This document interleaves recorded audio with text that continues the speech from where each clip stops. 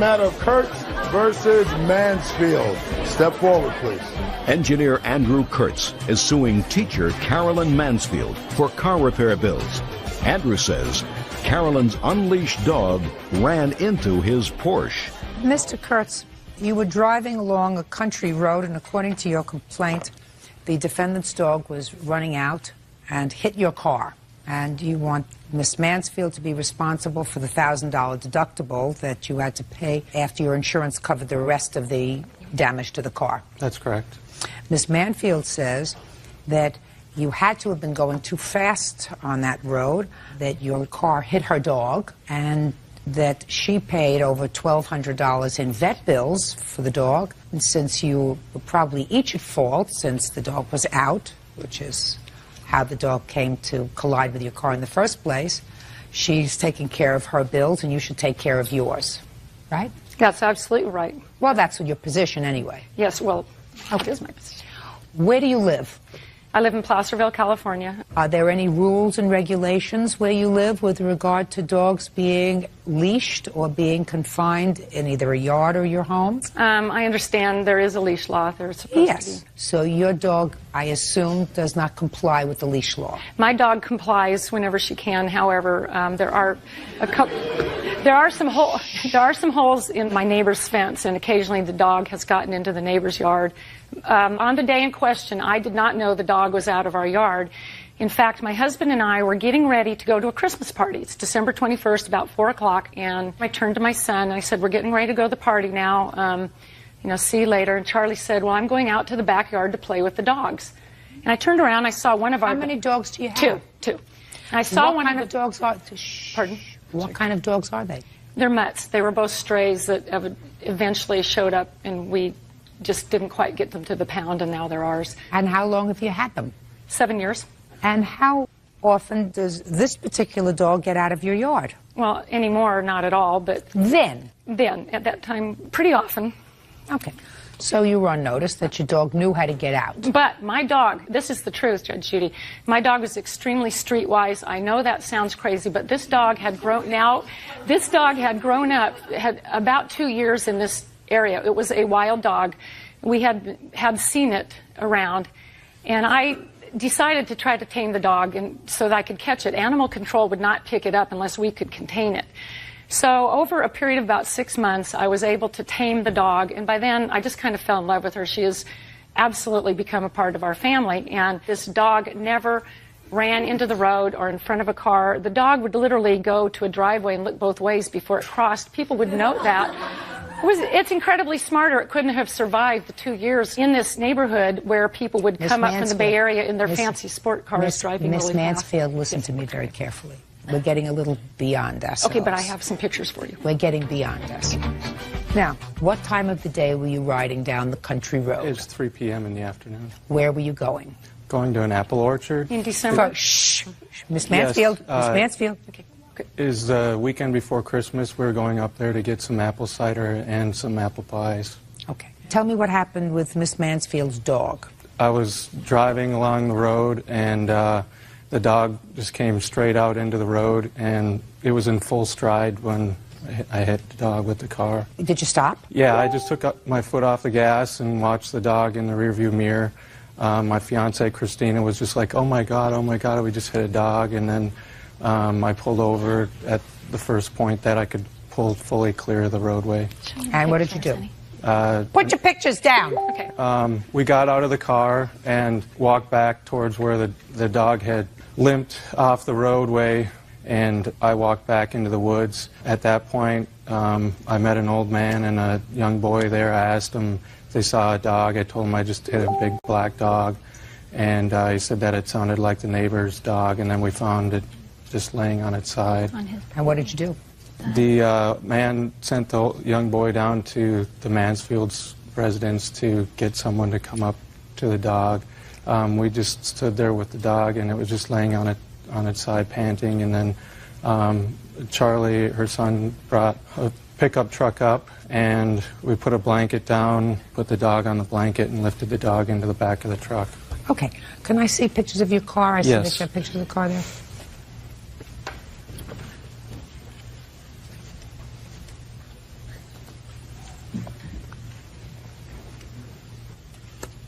I'm surprised that what's this dog's name, Lucky? Lucky. He sure was lucky. Well, because I'm surprised that this dog survived. Lucky was not supposed to survive overnight. She had severe injuries. Okay, but she did? She's among the land of the living. Good, and she's now in a fenced-in yard. Yeah, as a matter of fact, we're using the buried wire with the electric shock, and she's That sounds like what you should have been using before. And that's exactly why I paid my own vet bills, and I decided I would not sue somebody for hitting the dog because I was trying to take my responsibility and pay the dog's vet Ms. bills. Mansfield, you have a law where you live that says that dogs have to be under your control at all times, either on a leash if they're out, in a fenced yard, or in your home. But for the fact that you broke the law, your dog would not have been hit. May I show you some of these pictures and explain one thing? You can show me anything you like. Okay. You must accept the fact that but for the fact that you broke the rules, your dog would not have been hit. Okay, but I contend the dog may not have been in the road. We have a friend who was killed right there where Mr. Kurtz pulled over. He ran right into that tree. If you don't negotiate that turn, you're going to hit that tree. And in fact, before you hit it, you will go straight over our neighbor's driveway. Listen to me. Needs to lay down. Miss Mansfield, I don't care if he went up into your neighbor's living room. But that would be private listen to me. Okay. If he went up into your neighbor's living room and hit your dog, the rule says your dog must be under your control at all times. But for the fact that you, who had notice that your dog got out frequently and roamed around and was safe most of the time. Most of the time, she was really smart and really lucky. Didn't hurt anybody, didn't get hurt herself. This time she did, and it's your fault. Okay, listen to me. Only your fault because his car did not jump up on your front porch and go into your living room and hit Lucky while she was sitting on the sofa watching TV. That didn't happen. Excuse me, but if it was going at an unsafe speed in a residential area, it could have been Dylan. It could have been the little boy at the end of the driveway with my dog. It could have been E.T. But it wasn't. It was your dog that was violating the law. You owe him $1,000. That's his deductible. Could my son, Judgment for the plaintiff. Step out. Goodbye. Thank you, Thank you, Judge. Occasionally dogs get out. If people are driving the way they're supposed to, they should be able to stop. The dog has to be on a leash or you're going to be liable for the damage that it causes. My dog suffered great injuries. It's a tragedy what happened, really. I spent 3 months doing physical rehabilitation on the dog. It's been a lot of time and from my side, too, and money. I couldn't work. I mean, I had to work with this dog for 3 months to get it back to life. It was very scary. I just think she deserved a little more justice than that. I felt awful. Awful for the dog. Michael Caraselli is suing business owner Mac Brame for misrepresenting the sale of a jet ski on eBay. Mac says it's Michael who is trying to run a scam. Quiet in the courtroom, please. All rise. Your Honor, this is case number 521 on the calendar in the matter of Caraselli versus Brame. Parties have been sworn in, Judge. You may be seated. Ladies, have a seat, please. Mr. Caraselli, according to what I've read in your complaint, you responded to an eBay sale of a jet ski. Yes, ma'am. That was placed by Mr. Brame. And you traveled to where he was, you purchased it, and when you got the jet ski home, you had it examined by someone who told you that it was not functioning. It had been immersed in water and it was not usable. You then stopped payment on the check that you gave to Mr. Brame. Mr. Brame subsequently contacted the authorities. You were arrested and you made an agreement that you would pay out the $1,700 or the $1,800 that you had agreed to pay because it was under threat of going to jail. Now you want that money back, plus punitive damages because you say you still can't use the jet ski. In addition, according to you, Mr. Brame didn't even have title to the jet ski, which he couldn't pass on to you, and you still don't have the title. That's correct. Mr. Brame says you're the scam artist. Okay. So, may I see the ad that you answered, please, sir?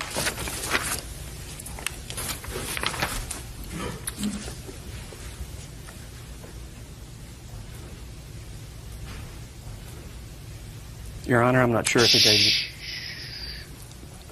You want to take a look at this and see? I was just wanting to. I knew how many pages there were, and you don't have them all. Let me ask you what you have. Mine are also in color that show the damages pretty well to the jet ski. Okay. Let me tell you what I see here, Mr. Caroselli, before we get going. According to your complaint, let me see if I can find your exact words.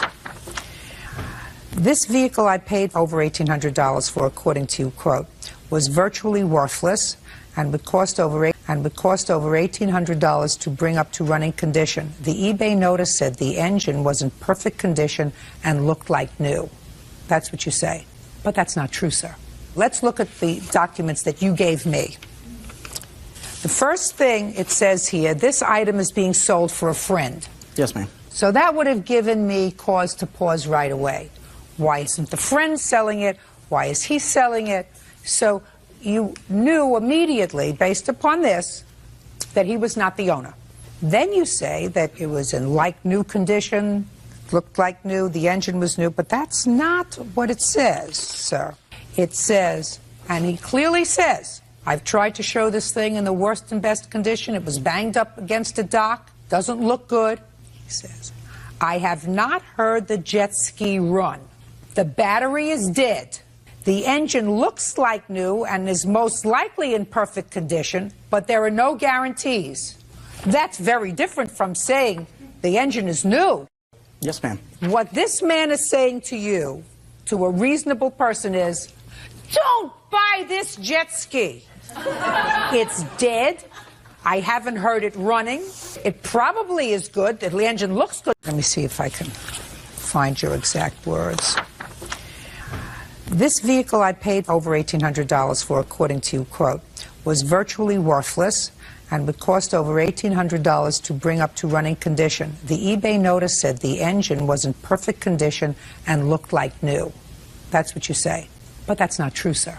Let's look at the documents that you gave me. The first thing it says here, this item is being sold for a friend. Yes, ma'am. So that would have given me cause to pause right away. Why isn't the friend selling it? Why is he selling it? So you knew immediately, based upon this, that he was not the owner.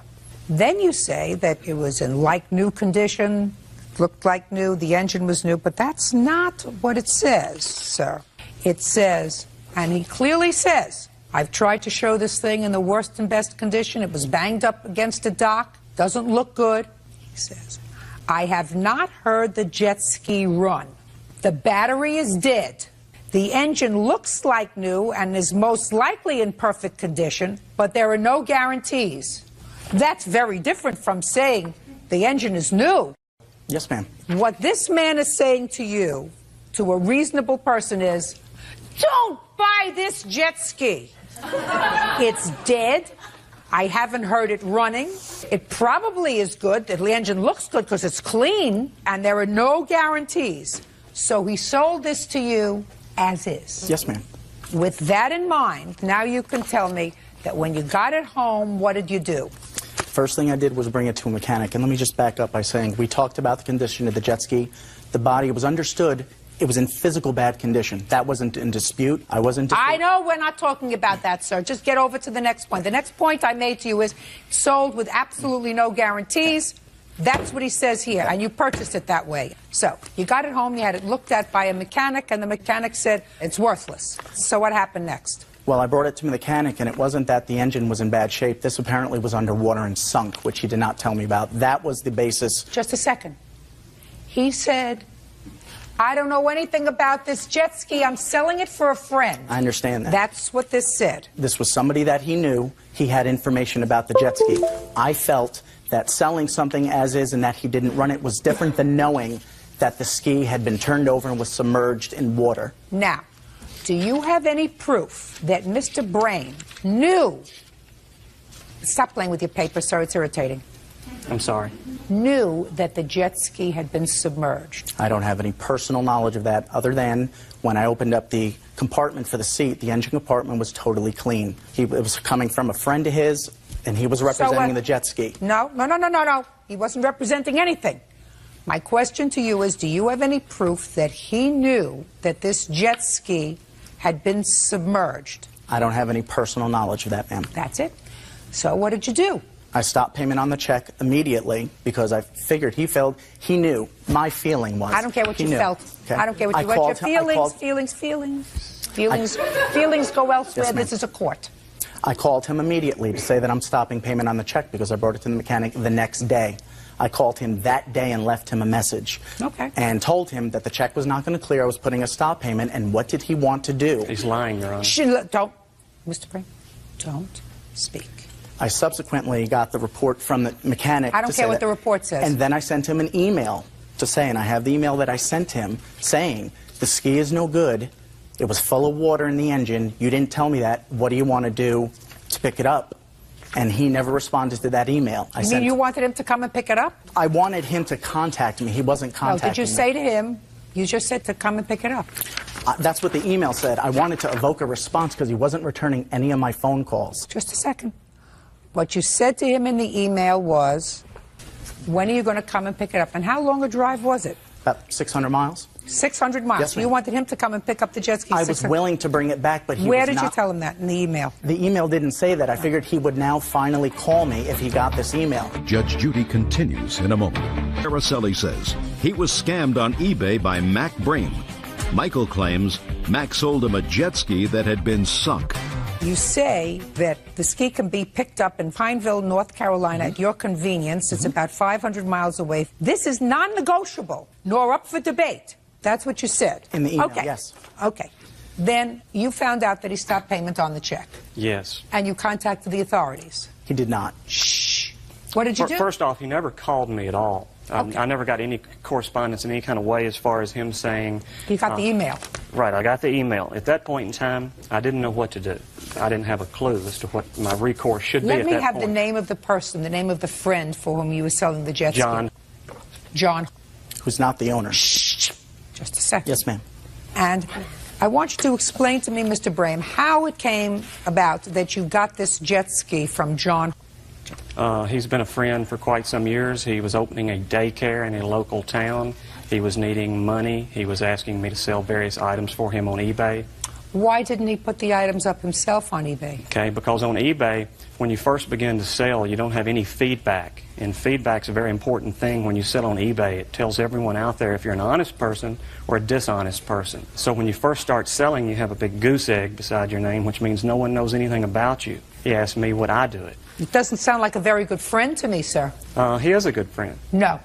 Good friend is not somebody that uses your good name. What he did was give you an item that caused you trouble. Oh, it did, yes, ma'am. Okay. And it gave you trouble because either he did not represent to you that it had been a salvaged vehicle. It wasn't a salvaged vehicle. And how do you know that, sir? I have the title in my possession, and it's not a salvaged vehicle. Submerged. Okay. Most any jet ski, what knowledge I know of jet skis, and from my seeing people on them, I'm not often they're interested. submerged. I'm not interested in what you think you know about jet skis, so you're not an expert on jet skis. No, ma'am, I'm not. I've seen them too. So, did you ever see to it that Mr. Caraselli got clear title to this jet ski? No, ma'am. I have an email here from Mr. Caraselli when he would not let me come get it. He said the jet ski was gone. Oh, can I see that, He no please? longer had the jet ski. Can I see that, yes, please? ma'am.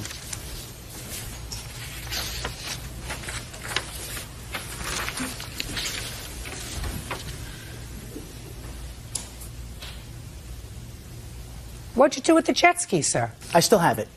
Well, why did you tell him that you didn't? You said, sorry, it's gone now. The state of South Carolina deemed that it was abandoned because he would not respond. I sent a letter to him. No, but that's not what Mr. Caraselli. What you say Oh, it was here... it was sitting at the mechanic. That time it was sitting at the mechanics. I don't care if it's sitting at the mechanics, sir. Then you say it's at the mechanics. You don't say, sorry, it's gone now. The state of South Carolina required me to get in touch with the registered owner in reference to the ski because he would not return calls. I couldn't return it to him. Why don't you just say that here instead of saying it's gone now, Mr. Still Caraselli? never called me at no Mr. point. Caraselli, you understand what I'm saying? Yes, Give ma'am, me I a do. reasonable answer, sir. I'm giving you the truth. No. I'm telling you what So I you did. lied in here. It was I physically. So you lied in here. I didn't tell him the whole truth in that response. You didn't tell him the truth. He didn't respond at all. You didn't tell him the truth. No, I did. I was not totally honest in that. You're correct. What do you want? He also lied, and he PayPal'd us. It was an electronic form of payment. He PayPal'd us a $100 deposit for the jet ski to hold it until the next day when he could drive from South Carolina to Kentucky to pick up the jet ski. He informed PayPal that he did not receive the merchandise, so therefore he was able to get PayPal to give him his $100 deposit back because he lied to them and told them that he did not receive the merchandise. Show me. Did you, in fact, Mr. Caroselli, notify PayPal that you did not receive the merchandise? I don't recall what I said to PayPal, but they refunded the $100. He stated... Just a second, I can read. Okay.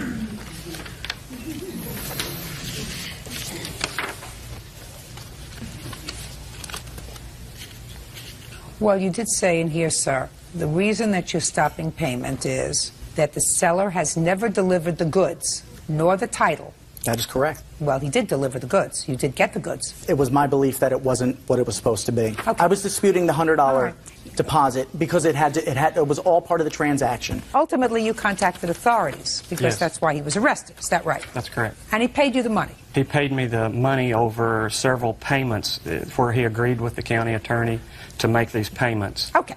Now, what did you do with the money? I gave it to Mr. Your Honor, the check was made out to him. The sale was with him.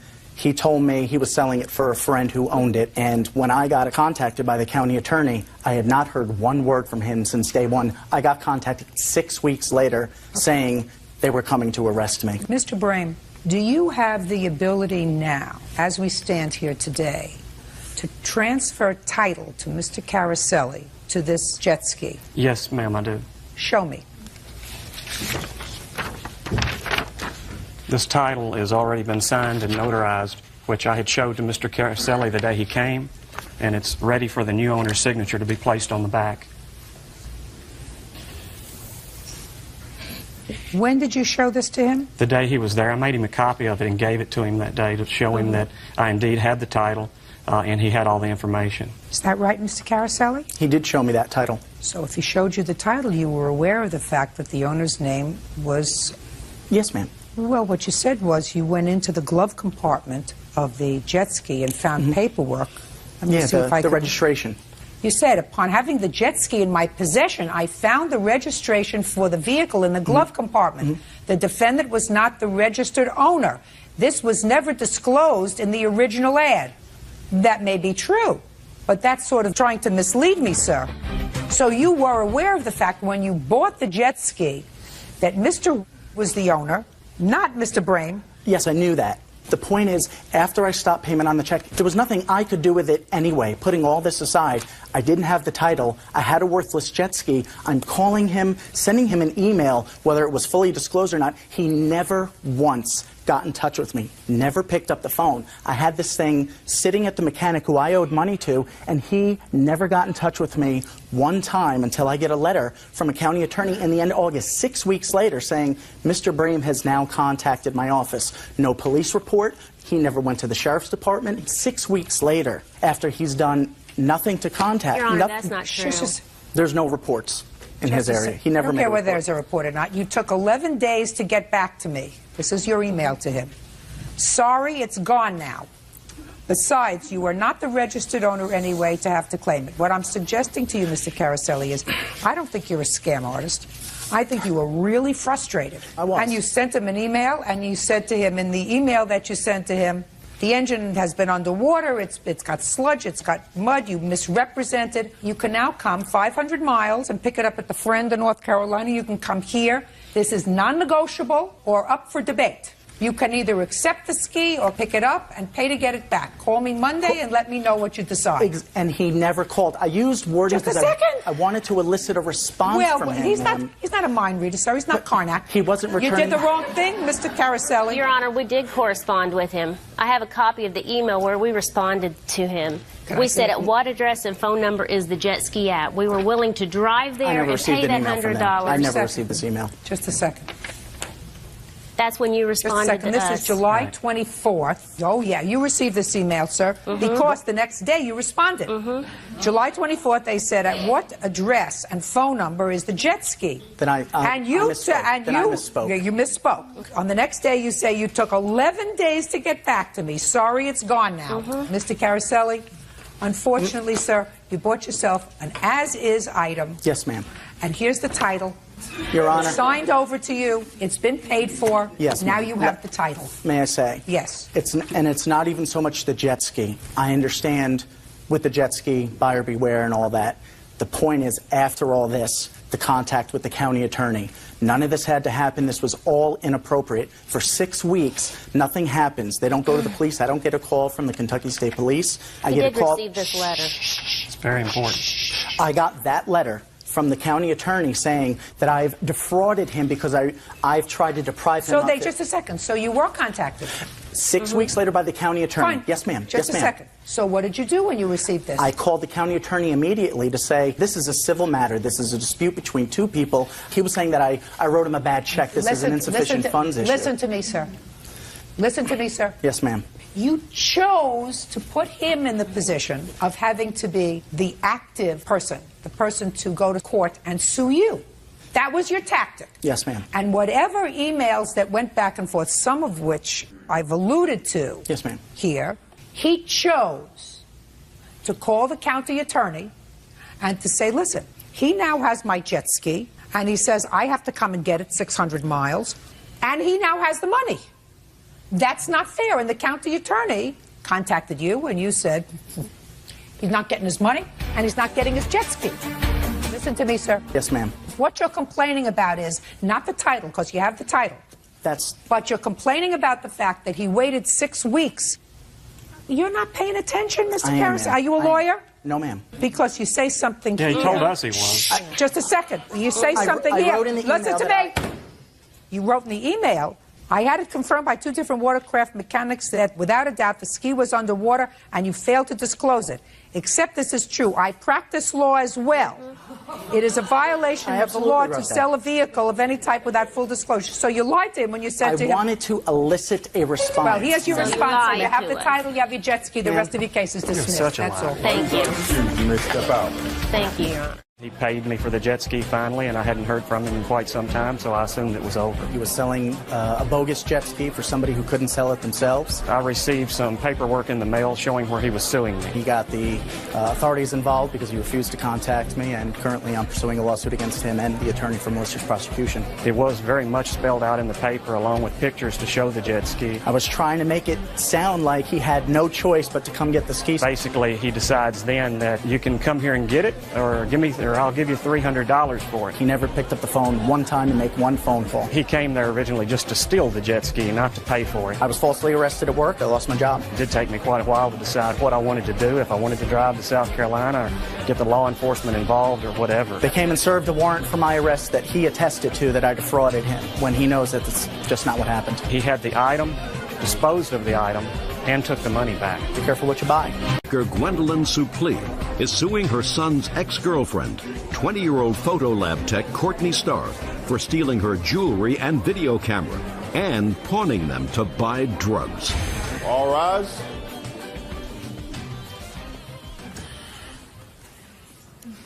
Yeah, this is case number 554 on the calendar in the matter of Suplee versus Starr. Parties have been sworn in. You may be seated. Gentlemen, have a seat, please. Mrs. Suplee, the defendant used to be your son's girlfriend. Yes. Son? Yes. And she lived in your home for a while, according to what I read in your complaint, or stayed there. Yes. And she also had a drug problem. You didn't know that, I assume, at the time. I was not aware of that. Your complaint alleges that over a period of time, the defendant stole items from your home and pawned them. That's correct. You managed to get some of the things back. That's correct. 2 items you did not, a bracelet and a video camera. That's you weren't going to correct. pay for those things. Ms. Starr says that she took care of everything she stole. She got it back for you. She doesn't know anything about this bracelet or the video camera. That's your defense. That's right. What kind of drugs were you addicted to, Ms. Starr? Prescription Xanax. But you were getting it from means other than being prescribed by a doctor. Right. I was getting it through a friend. How long had you been addicted to Xanax? It had been going on for about 3 months. When were you staying at the Supley home? It was around last year. When was she staying at your home? July and August. How did you discover the missing items? Well, I had had minor surgery on the 2nd of September. I did not wear my jewelry that week. So the week after that, I believe it was the 13th, is when I went into my jewelry box to get these 2 rings to wear, and they weren't there. And I got very upset, and I went and woke my son up and my husband up and told them that I could not be late for work. I asked them to see them, please? To look around to see if they could locate them, and I left for work. This was the 2nd week in September? Yes. When I got to work, my husband called me and said that him and my son had found some pawn tickets in Courtney's purse. Courtney was in jail at the time. She had been arrested that weekend for a DUI. And so they went through her purse and found these pawn tickets in her purse where she had used a false ID and signed a false name on these pawn tickets, and she had taken my rings and a bunch of my other jewelry, which I didn't realize until I talked to my husband. When I called him, it dawned on me that my diamond bracelet and my opal and sapphire ring and my Guan peso earrings were not in there, so I asked him to check in my jewelry box and see if those were there as well, and he looked and he said they were not there. And when he went to the pawn shop and asked them about the ring, they just kind of looked at each other like they knew what he was talking about, but they weren't going to say anything. You Mr. Supley. Yes, ma'am. Tell me what happened when you went to the pawn shop. The first couple I went to didn't really tell me much because in Texas you can't really discuss a pawned item. So I went to the third one, and this is the one where they kind of looked at each other, and I asked to speak to the manager, and he came out from the back, and apparently on this particular item, the large diamond ring, she didn't pawn it, she sold it. How much did she sell it for? $35. How many items in total did you ultimately get back from the pawn shops? I don't know the total number that we got back. I know that we got back everything but 2. And you got them back because her grandmother intervened, is that right? That's correct. You contacted her grandmother? Well, actually, I called her mother, and I told her mother that we were going to file charges against her for taking these items, and her mother said that she had kicked her out of the house and to do whatever we had to do. So we went down the next day and filed a police report, and I do have the police report here. May I see it? Go ahead. So then her grandmother called me at work and asked me what was going on, and I told her basically that Courtney had stolen some jewelry from our home and that I wanted the jewelry back, and that we had filed a police report against her, and if we didn't get the jewelry back that we were going to prosecute her. So she called and talked to him. What did she say? She said she had discussed it with Courtney's mother and Courtney, and that she was going to go ahead and help Courtney out and apparently loan her some money. Good. That's how you got the stuff back. Yes, ma'am. What didn't you get back? We did not get back my gold peso bracelet and a video camera. Is that a Sony video camera? No, this is not a Sony video camera. It's a Sharp. Did you get back a Sony video camera? No, that was not ours. She's pawned. Where did you get the Sony video camera? Sony video camera? Yeah, that you pawned. I didn't know that there was a Sony video camera. So it's possible that you were not in complete control of your senses at all times when you took this property, and you stole from more homes than one. Sure. Mm-hmm. All right. You weren't missing binoculars, were you? Well, not that I know of, but these were the rest of my jewelry that she pawned that we got back. I'll take a in look addition at it. to the rings. But I see here binoculars, DVD movies, Black & Decker hedge cutter. We did not realize those were even gone until we went to the pawn shop, and those were there. Only then did we realize that those had been taken. Okay. All right, Miss Starr. I'm going to listen. Do you have anything to say to me? I remember taking the jewelry, all the jewelry. When did you take the jewelry? It was spread out. It was like an everyday thing. It happened. It went on for a month. So you mean each day you would go and take something else? Mm-hmm. Just so I could go get more Xanax. Where else did you steal from? I also stole from my own family. Judge Judy continues in a moment. Sheindlin Supley says her son's ex-girlfriend, Courtney Starr, stole her jewelry and video camera and pawned them for drugs. How much is the gold bracelet worth? The gold bracelet we bought 15 years ago when we went on a trip to Cancun.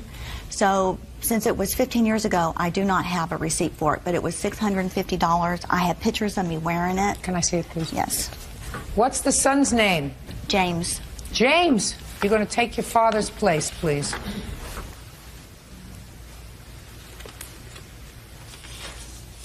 James, you have a drug problem? No. Did you? No. Did you know that Miss Starr had a drug problem? Well, I did in time. Once we realized this was going on, and I realized that it was a problem. I'm talking about before that. No. Before the jewelry episode. No. Had no clue? Mm-mm. Really? Yeah. How long had you been together? Well, about 6 months. Why did you invite her to your house? Well, things were going pretty good, and after she started staying and spending a lot of time with me, she had lost her job, and she just kind of fell off the edge, and stuff started going downhill. I don't know what that means. She lost her job. We started having problems. She didn't have any money, and that's when I realized that something funny was going on. That's when I decided to check her purse for the pawn tickets, right after my mom realized that the jewelry was missing. That doesn't answer my question, James. If you're dating somebody for 6 months, you don't invite them to come to your house to stay. She has a mother, she has a grandmother. Didn't it strike you, young man, that if she wasn't welcome in her mother's house and her grandmother's house, that there might be something wrong with her? Yeah, I mean, she's welcome at her mother's and her grandmother's house. It was... James, what do you do? I'm a human resource manager. How old are you? 25. Where do you live? Lake Dallas, Texas. Do you live at home? Yes. Not anymore. I just recently moved out a few weeks ago. Who do you live with? 2 roommates. Perfect. That'll help him grow up. It's time. Time he wasn't tethered to your side. Do you have any other children home? No, I do not. Yes! When did you buy the video camera? We bought the video camera in 1979. Here is the receipt for the video camera. Can I see it, please? It came from Fry Electronics. You have receipts from 1979. You are one organized no, I did lady. not. I did not. I had to call them up, and we had to get them to mail it to us. I did not have it. Gwen. Huh? It wasn't 1979. What year was it? Well, it'll say on the receipt, Yeah. but it wasn't 79. Okay.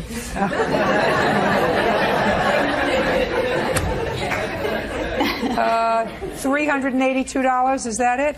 Yes, ma'am. All right, so let's go back. $1,060. I hope that completes the debt. I hope that you didn't take any property from anybody else. You off the stuff? Mm-hmm. Working? Mm-hmm. Where? I am a photo tech at Walmart. Okay, fine. Where are you living? My parents. Getting along all right? Yes, I've cleaned up a lot. How old are you? I'm 20. Well, so you have another 60 years to go. So you have 60 years to do it right. First couple of years weren't so hot. Make sure the last 60 are better. Right. Good. Judgment for the plaintiff for the amount of $1,060. Thank you. Thank you. Parties are excused. You may step out. I've just had a rough life. I guess it's because of my childhood. It hurt. It hurt a lot. I've learned to shape my life up, quit doing drugs. We don't hate her. We don't like what she did, but we don't hate her.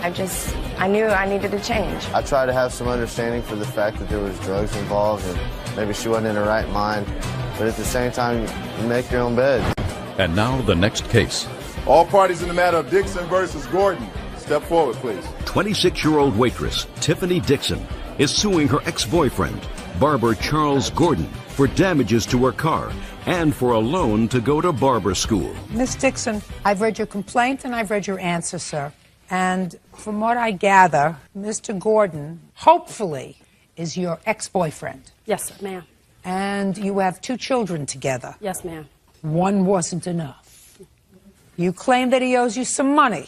Yes, ma'am. Because you, in addition to making the mistake of getting involved with him, you loaned him $900, according to you, so that he could attend barber school. Yes, ma'am. And then on 2 separate occasions, 2 separate months, you allowed him to drive your car, and your car was damaged while it was in his possession. Yes, ma'am. You want him to pay for that? Yes, ma'am.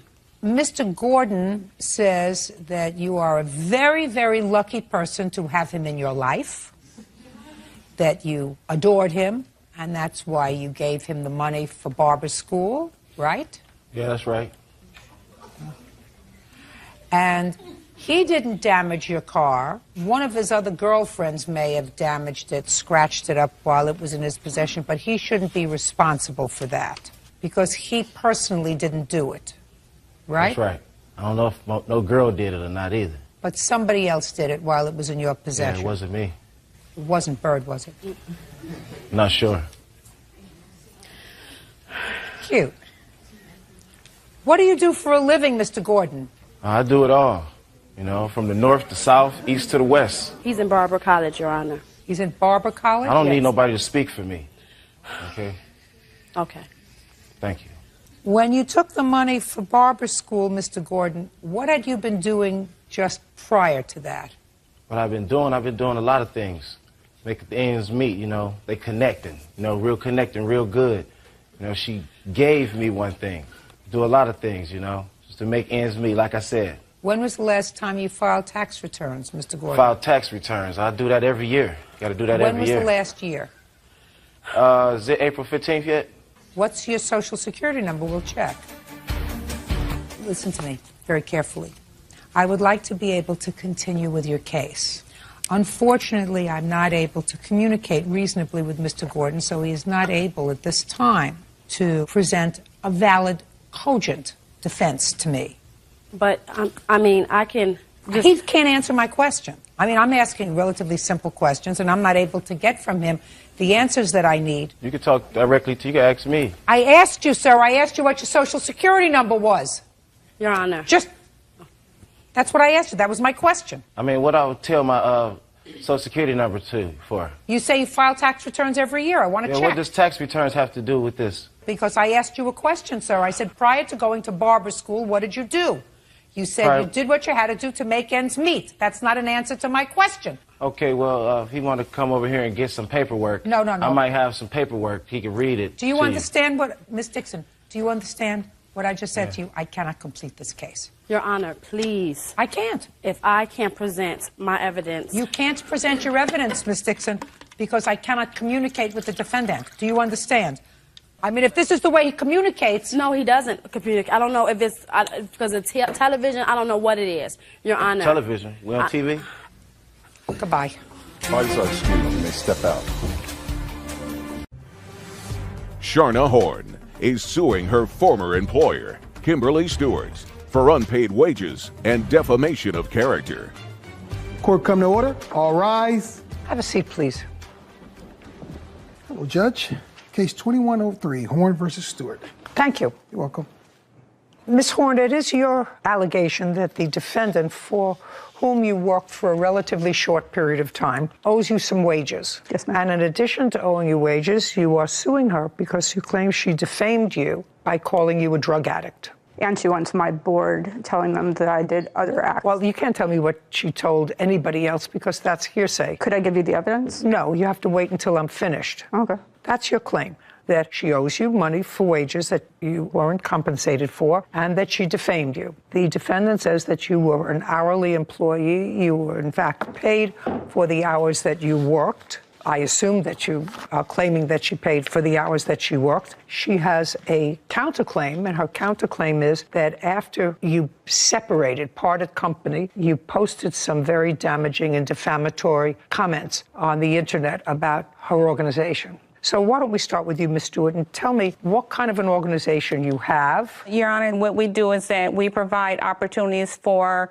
people who have substance abuse, behavioral health, who may need education services such as getting their GED. We do skills training. We have employers that will staff them as well. And we also provide substance abuse and behavioral health services. Is it a 501c3 organization? No, we are a for-profit company as a corporation. And how many employees do you have? We currently have 7 employees. And when did Ms. Horn come to work for you, and what was she hired to do? She was hired as the clinical director, and she started on July 21st, 2022. Okay, before I go to Ms. Horn, I want you to tell me what special training did you have, or is it required to have? You're the director of this? I'm the VP of Operations. Okay. Is there any special training that you had? Besides having the master's in accounting, I have my own accounting firm. Okay, so you have a master's in accounting and you have your own firm? Yes. Okay, and you do operations for this? Okay. And Ms. Horn, I'd like you to tell me what your educational background. You were hired as the clinical director. Yes, ma'am. So tell me about your educational background. I've been in the field for 15 years. I have a master's in counseling psychology. I have my LPC, which is an independent licensure. And so when she wanted to do illegal practices... No. You're getting ahead of yourself, Ms. Horn. Yes, ma'am. Did you answer an ad? Yes, ma'am. I went for the interview, and when I showed up for the interview, she told me that I could not oversee the clinicians, BHTs, and case managers, and that I could not sign off on notes because I had an LPC. I got the board on the phone that day, and You're getting far ahead of yourself, Ms. Horn, and I'm just telling you, who is this person? My dad, Your Honor. Okay. I'm just telling you that what you're doing is, by not just answering my questions, you're not serving your cause well. Yes, ma'am. Do you understand? Yes, ma'am. Okay. Don't tell me what she told you she couldn't do. You started working for her on what date? The date that I actually started working for her was July 27th, 2022. And were you an hourly employee? No, I was a salary employee. Could I show you? Yes. Thank you, Your Honor.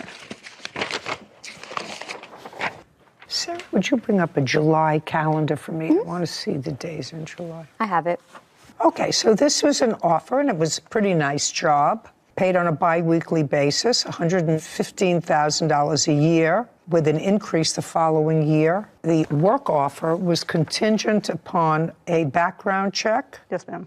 A drug test. Yes, ma'am. Participation in training, and any other safety measurements for staffing. So between July 21st and July 27th, when you started, was a background check completed? It was completed.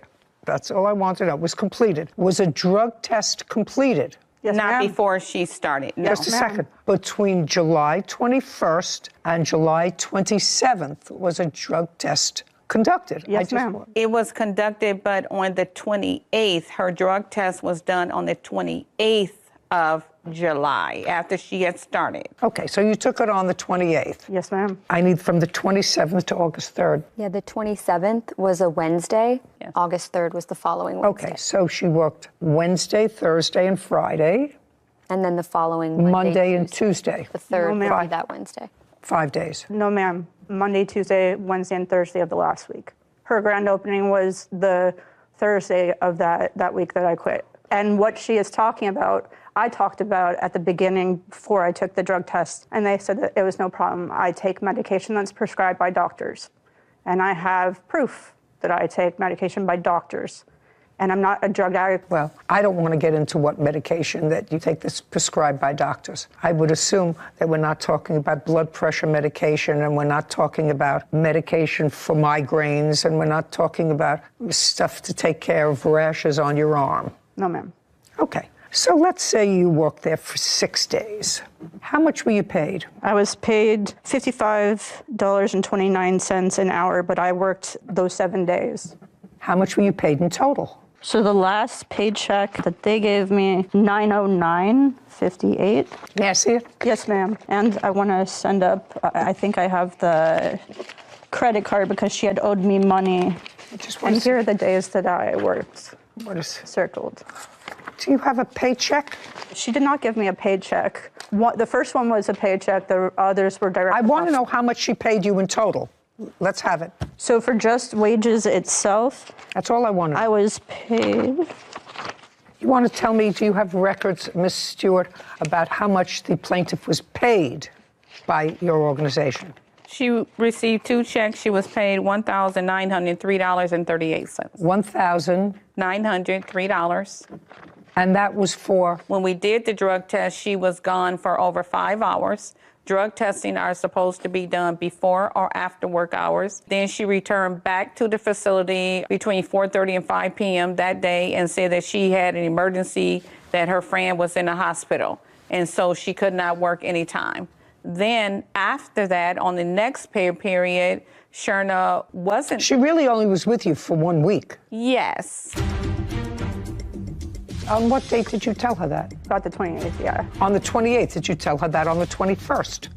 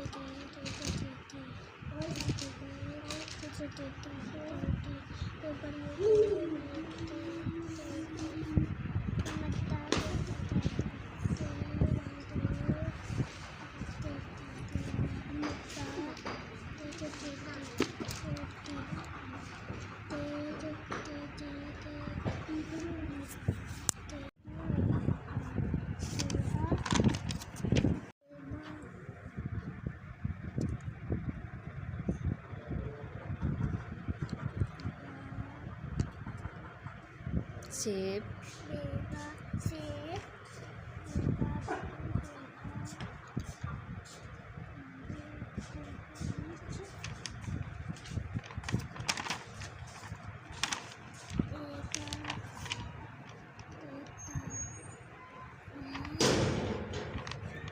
पंखा Peppa पंखा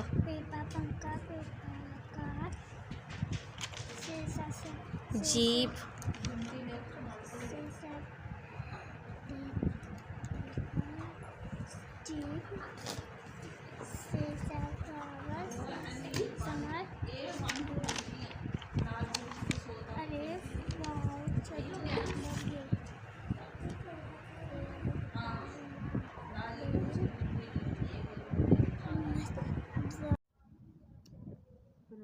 Preparation of electric charges. We run plastic cones through our hair and we wear small pieces of paper. The cone attracts them. Similarly, umber when rubbed with silk attracts the small pieces of paper. This property of attraction or repulsion between substances is due to the electric charges they acquire in rubbing.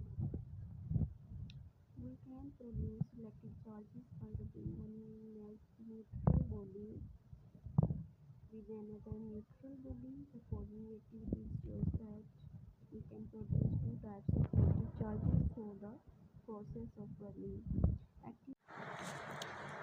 I now take eyeglasses Now take a glass rod and rub it with the silk and suspend it horizontally. When we bring the plastic rod wrapped with fur near to the suspended glass rod, we observe that both the rods attract each other.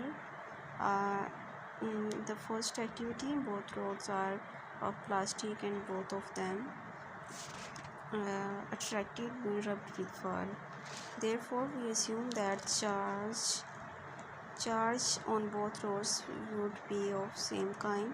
In the second activity, rods are unlike and their attraction implies that charges on two rods are not of the same kind but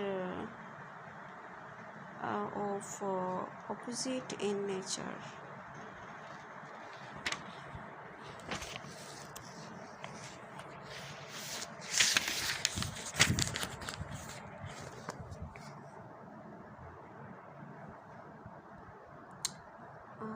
These charges is a plastic property of material body due to which it attracts or repels in another object.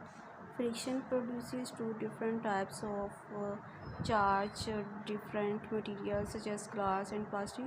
Like charges always repel each other, unlike charges always attract each other. Repulsion is the sure test of charge on a body. Do you think amount of positive charge on the glass rod after rubbing it with silk cloth will be equal to amount of negative charge on the silk? Explain what would happen if a neutral glass rod is brought near a positively charged glass.